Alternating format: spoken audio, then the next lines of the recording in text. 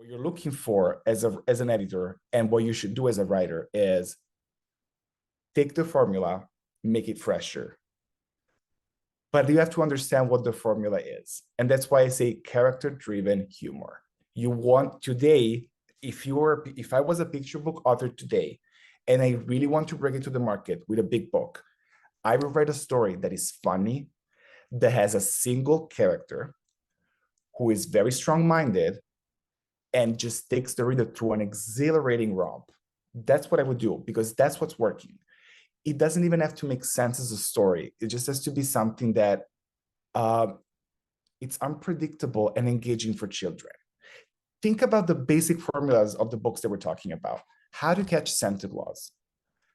5 kids decide that they're going to create traps to catch Santa Claus on Christmas Eve night. It's very basic, but it's so engaging to children, right? Because who wouldn't want to participate in an adventure like that? Or the pigeon doesn't want to go to school. How relatable is that, right? But you still have to go to school because you have no agency, right? So you're always looking for these little things. And maybe to make it even easier, something that you could do is, what's your favorite animal, right? Because animals are easier for children because, you can make them gender neutral. You can make them, more neutral in other ways. What's your favorite animal? What is a personality trait that is really funny to children? Exaggerate it, amp it up, right? As much as you can.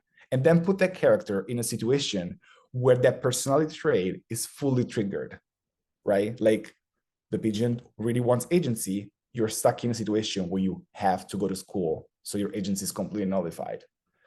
That's what I say. The reason why I think it's easier to spot a formula today is because everything that is working is part of a series, right?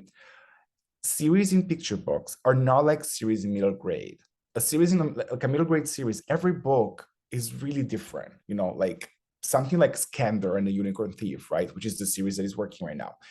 Yes, there is the same protagonist, but every book is a different adventure, right?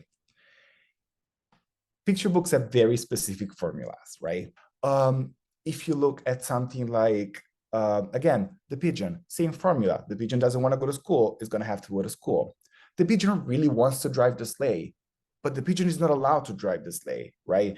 So there is always this very specific formula for this series, which is the pigeon wants to do something or doesn't want to do something, and there is an opposite force pushing. So what I say is take at least something that has 3 books that are really working and ask yourself, what was in the first book that the author has carried over to the second book? But what's the difference? And the difference is what I say makes it fresher. But what has been carried over is the formula. And I just think it's really interesting when you're able to identify that, when you're able to identify what is the formula and what is the thing that makes it fresher. Because the formula is what's going to make the reader come back, is that familiar thing that hooked them in the first book, and they want to find it again in the next book. The fresher aspect is, how are they going to surprise me this time, right? So again, I just read the book about this pigeon who didn't want to go to school and had to do a lot of things in order not to be forced to go to school. Now this pigeon really wants to drive that sleigh, right? I know from the previous book that this pigeon is really stubborn and strong-minded.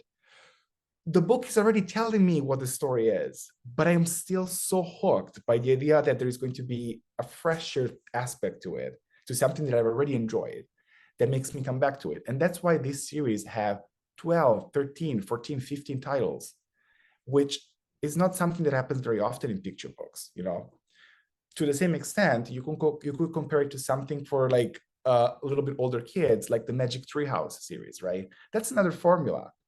You get into the Magic Treehouse, you go into a magical, fantastical place, you have the same adventure, you come back home through the Magic Treehouse. And it's over and over again. I have to ask before we move on.